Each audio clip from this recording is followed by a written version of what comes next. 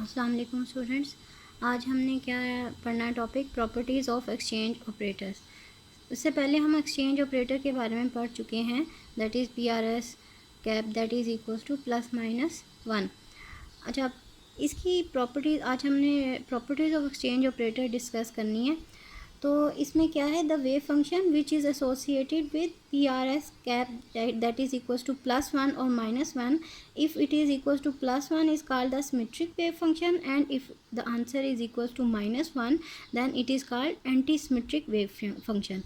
इसका क्या मतलब है, अगर हमारे पास ये जो वेव फंक्शन है, वेव एक्सचेंज ऑपरेटर है, तो जिसके ऊपर हम वेव फंक्शन के ऊपर इस एक्सचेंज ऑपरेटर को ऑपरेट कर रहे हैं, तो हमारे पास अगर वो PRS इज़ इक्वल्स टू +1 है, उसका आंसर अगर हमारे पास आ रहा है तो इसका मतलब है वो सिमेट्रिक है वेव फंक्शन।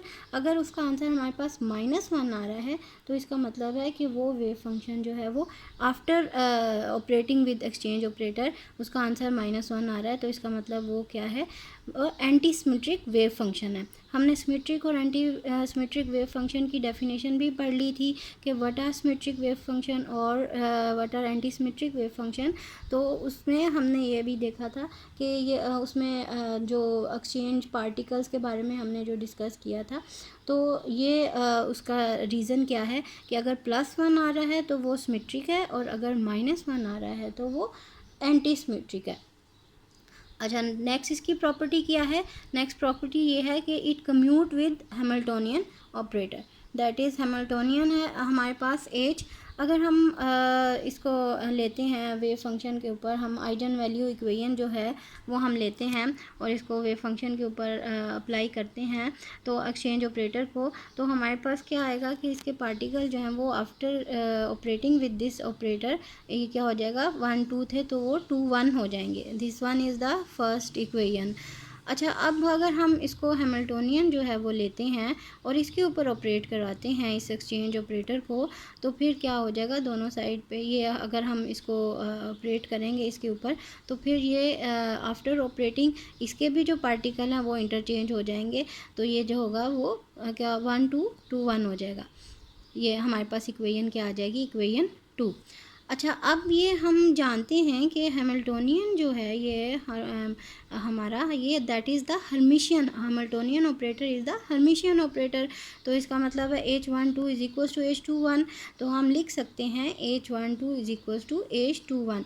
इसकी जगह हमने जो है, जो इसके पार्टिकल एक्सचेंज हुए थे, यहाँ पे हमने इसको अगेन जो है वो इस फॉर्म में लिख दिया। तो ये हमारे पास ये वाली जो इक्वेशन है, ये वाली इक्वेशन क्या आ जाएगी, हमारे पास ये इक्वेशन 3 आ जाएगी। अच्छा, अब क्या है हमारे पास कि हमने ये जो इक्वेशन आई है, हमने जो वेव फंक्शन है इसकी वैल्यू हमारे पास क्या आएगी, दैट इज़ आफ्टर एक्सचेंजिंग, ये हमारे पास इसकी वैल्यू psi 1 2 थी, जो psi 1 2 है 2 1 है, वो भी क्या हो जाएगी हमारे पास। अब इसको हमने किस तरह से किया है, psi 2 1 जो है इसकी वैल्यू जो है वो हमारे पास क्या हो जाएगी, अगर हम इस इक्वेशन जो 3 है इस इक्वेशन में हम 1 इक्वेशन जो है इक्वेशन 1 को पुट करते हैं, इसकी वैल्यू क्या है हमारे पास psi 2 1 की वैल्यू जो है P ऑफ 1 2 psi 1 2, ये वाली जो वैल्यू है इसको हम उठा के ये जो इक्वेशन है इस 3 इक्वेशन में हम पुट कर देते हैं।